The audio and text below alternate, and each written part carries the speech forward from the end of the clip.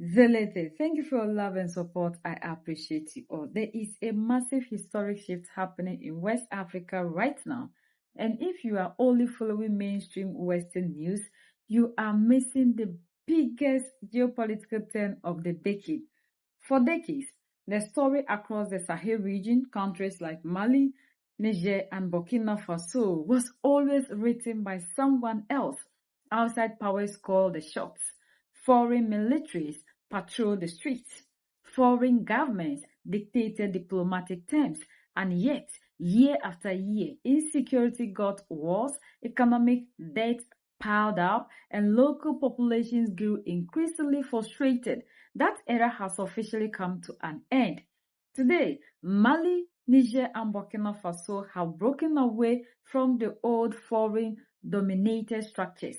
They have formed a brand new regional alliance called the Alliance of Sahel States, or the AES. But this isn't just a basic political pact. It is a complete overhaul of how West Africa intends to defend the land, manage its natural resources, and deal with global superpowers. On New World Forum, analysts break down what is actually happening on the ground, why the math no longer favors external interference, and why the geopolitical map of Africa is being completely rewritten.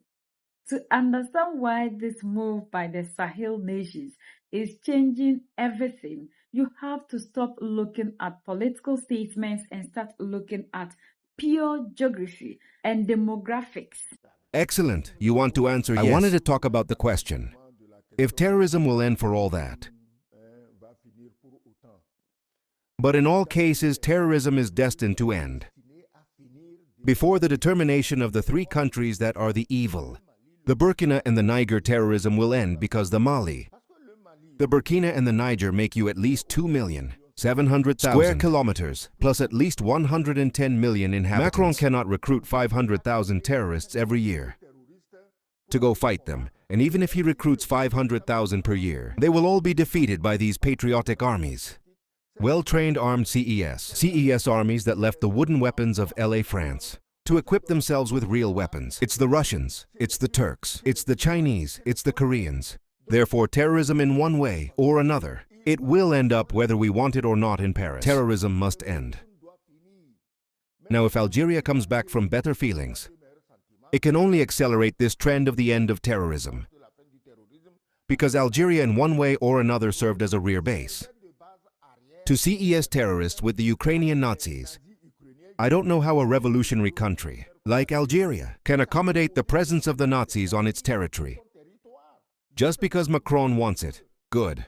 Macron can take the Nazis. It's him, because when the Nazis had arrived, the French were fleeing. Like rabbits, they all fled Paris to go to Vichy. So if he loves Nazis with his friend Zelensky, that he takes them, but in Africa, Algeria will put an end to ITS zeros. The Nazis outside the terrorists, outside Mali, which never lent a side to the Nazis, nor to terrorists is a country of peace. Add to these brothers of the HS, Niger and Burkina, do you make projections? You look at the map. If you put together Algeria, 2,400,000 square kilometers, the Mali, the Burkina, the Niger, that is, thoroughly 2,790,000 square kilometers. You see the surface that it makes. France would become a small province. That is to say that a small point lost in this immensity thus. People need to be aware of their natural size. The one that happiness gave and not repeat themselves. By the limitation of their thinking. So brief. You heard the president? Traoré, who said that the black albino will come. That will end terrorism. It's true, so far we have a lot. Speculated, we searched, we continue to search. We continue to search, we do not know the black albino. But he who spoke knows what he is talking about, and he knows that we want it or not. Terrorism will end in the Sahel. Those who rely on terrorists to get rich and pay for their abyssal debt, they will continue to go into debt until the day. They will even sell the palace of the president of their country, because it's complicated. So it would be necessary. It is. It's a CE. the fact to renew relations between Algiers and the Islamic Republic. I do not even say between Algiers and Mali. Between Algiers and the Islamic Republic. You have well underlined that the President Chani has gone. In Algeria, yes, you know that today, Algerians through their big oil company Sonatrach are operating in Niger. But it is the whole huge area. They're more than 5 million kilometers. Squares there it is, she who is a game, and nothing, no force in the world can subdue them. So the small countries of NATO that are who steal, who plunder with murderous journalists, who spend their time creating wars everywhere, but all they have to do is know that it's the end of their season of say, fat cow. The fatty cow season is over and will be reduced to accept lean cows or to change their policy altogether, their way of seeing other people's, and see how to live with these people in peace, so that in a spirit hine of trade and living together, everyone can pull their own pin out of the game. So terrorism will end up willingly or by force. It will finish the wish of everything, as in the fable. You see the little rabbit there handling the elephant and the hippo, who were shooting at each other, and the little rabbit hidden behind the forest. He laughs, the little rabbit, especially Macron, the one who wanted to oppose them, so that he laughs. Because these countries must be divided so that he continues to steal them, and its oligarchs. I am not talking about the French people. It is always necessary to believe that today Algerians, just as the Malians had understood it, right? They tried to kill the person. It is the Algerians who received the toxic satanic Imam Diko. I don't know what they were hoping Imam Diko would bring them. Well, after all the terrorists who were passing by, he received them the story of Tenzawa. Then with the lele mercenary Ukrainian Nazi. All this under pressure from France. If today Algeria realizes that Algeria does not like France, that Mali does not like France, that Algeria is in Africa, that Mali is in Africa, and there is no reason that these two great African countries, led by patriotic men and women, but he does realize, if Algeria realizes at this and surrenders to this evidence, it is quite normal that the dialogue be renewed between the two countries. I even learned that they will reach the level of the shoulders. The attacks were already there, but the quarrel made everyone remember their appearance. I think this trip from the Prime Minister, Malian on Algeria is a good step for all of Africa. It is not only for the Malian for Algeria, it's for all of Africa. That we understand that Africans must agree, whether they are white Arab Africans, or white Tuareg Africans, or black Africans, that we should have to agree that countries that live by plundering for at least 2 years, 2 millennia, but stop tiring us. That's all. So I think this is a very good thing, and we expect a lot from this approach. You don't forget that the US is a whole, do you? These countries never act, let's say, alone, isolated. If the Mali goes, it means that the Niger and the Burkina are convinced, and that this set will be a very, very, very large set, before which the worst and sensible of yesterday will be forced one day to come crawling, analyze. Look at the numbers. Mali, Burkina Faso, and Niger together span over 2.7 million square kilometers of land. They are home to more than 70 million people. That is not a small territory, and that is not a small population. For years, foreign powers operated under the assumption that a few thousand foreign troops, mixed with diplomatic leverage from capitals in Europe, could control the security trajectory of this vast space. But local analysts and leaders in the region are pointing out a simple, undeniable reality. No external nation can recruit, deploy, or finance enough troops every single year to control a territory of nearly 3 million square kilometers with 70 million citizens. The sheer scale of the land makes permanent foreign intervention impossible if the local population and their militaries decide to reject it. When you have a combined population of tens of millions of people backing a sovereign strategy, the old model of external security management completely collapses.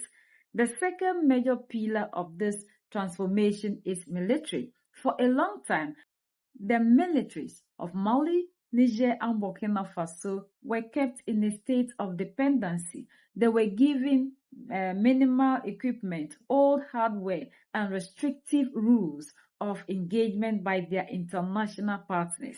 The AES leaders decided that if they were ever going to defeat armed insurgencies, they had to take total control of their own defense. First, they ended foreign military missions that had been on their soil for years without delivering permanent results. Secondly, they stopped relying on a single European supplier for their equipment. Instead, these nations went shopping on the global market, building direct defense partnerships with countries like Russia, Turkey, China, Iran, and North Korea. They replaced basic outdated gear with heavy artillery, modern strike drones, advanced surveillance systems, and high-level tactical training. But more importantly, they unified their command structures. Today, if an armed group attacks a border area in Burkina Faso, the military of Mali or Niger can legally and logistically operate alongside them to neutralize the threat. The strategy is built on a clear principle: local armies fighting for their own homeland, equipped with modern heavy weapons and backed by their own people, will always have a higher stake in victory than any foreign mercenary or external force. You cannot talk about the Sahel without looking at North Africa, specifically Algeria. Algeria shares massive strategic borders with Mali and Niger. For a short period, there was diplomatic friction between Algerians and the new authorities in the Sahel, but geographic reality always wins in the end. Algeria itself spans over 2.4 million square kilometers. When you look at the combined space of Algeria, Mali, Burkina Faso, and Niger, you are looking at an interconnected territorial block of over 1.5 million square meters. To put that in perspective, that combined land mass makes European nations look tiny by comparison. We are already seeing the pivot from political friction to raw economic cooperation. Algeria's national energy giant is active and operating in Niger. Why? Because both North Africa and Sahelian leaders understand that economic integration is the only way to build real security. When Algeria and the AES work together on energy projects, border security, and regional trade, they create an impenetrable wall against external manipulation. If foreign powers are locked out of using regional divisions to their advantage, their ability to dictate terms to West Africa drops to zero. At its core, this whole movement is about economic sovereignty. For over half a century, the relationship between former colonial powers and African nations followed a predictable pattern. Resources like gold, uranium, oil, and agricultural products were extracted at low prices, while the host countries were left buried under massive foreign debt. Locals in the region often refer to the old system as the season of fat cows, an era where outside operations and foreign governments grew wealthier off African resources while leaving local populations with the bare minimum. The message coming out of the Sahel today is that the season of the fat cow is over. Countries in the Sahel are demanding fair trade, local processing of their minerals, and equal partnerships. If Western nations want access to West African resources or want to conduct business in the region, they will no longer get to do it through political pressure or military presence. All that we need is unity, and unity is the only thing that will set the African free. We are the only ones that can set ourselves free. United we stand. Divided we fall, and united we keep standing forever and ever.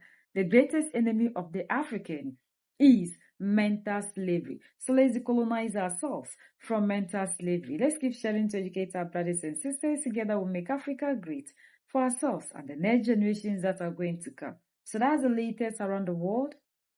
In Africa, West Africa, and in Mali, Niger, and Burkina Faso.